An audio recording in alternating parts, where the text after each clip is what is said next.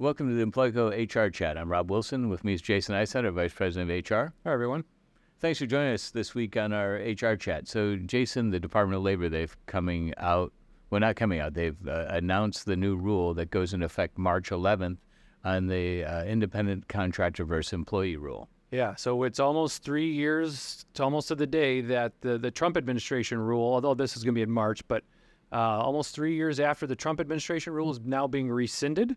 So now we're going back to a little bit more employee-friendly. Some people might actually prefer to be independent contractors, but we're going back to a little bit more employee-friendly, where more and more workers are going to be expected to be classified as employees instead of independent contractors. Right, so the end goal is to reduce the number of independent contractors. So instead of in the past, years ago, IRS had like 20 questions. You kind of check the box and yes or no. Right.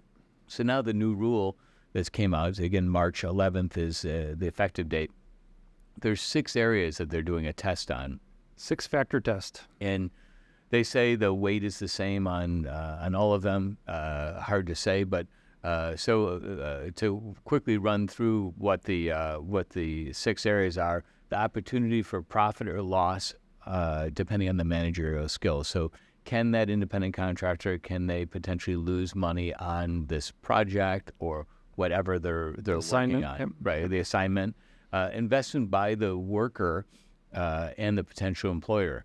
So we gave on our podcast, you gave the example of a painter who buys his own brushes. And for your Uber driver, for example, or a Lyft driver, that would be, they're paying their own gas, the actual car itself. So is their investment. But if you have an independent contractor and you're giving them a computer and a printer and saying you could work from home, you can do this on your own, but you're actually giving them tools. That's one of the 6. That's, you're not passing that rule. The degree of permanency of the relationship. Is it a short-term project?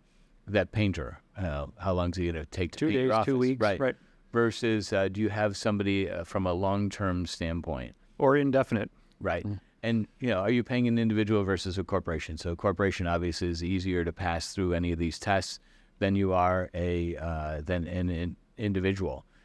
Nature and degree of control. How much control does the employer or company have over the end product? Right. So I assume if you're having a painter come in, you're not going to say, yeah, I'd like you to use the blue tape along the edge. You probably give them some general guidelines, and then they can decide how they want to do the job. Start with primer, whatever. They're the experts. But if you're for a programmer, you're reviewing it. You say, I want to start on this line of code and then move to this line. That's more control and oversight of their product. Right. The painter, at least you're going to pick the paint color. Right. That may be about it. Right, because who knows when they're going to do it, et cetera. The extent of which work is performed as an integral part of the company's business. So at Employco, we're HR outsourcing. Painting is nowhere near integral part of our business. But if it's a painter and you're hiring an independent contractor to do painting alongside other employees, and painting's your business, now we're starting to get one of the 6 where it should be maybe an employee. Right.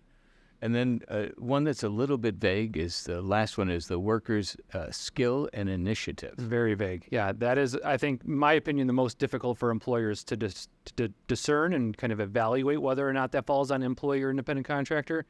But I think it's one of the 6, and like the DOL has said, they should be all equally weighted. Whether or not they really are, it's hard to say. So if the independent contractor is skillless, is that better? Then why would you bring someone in for a project if they don't have skills or initiative?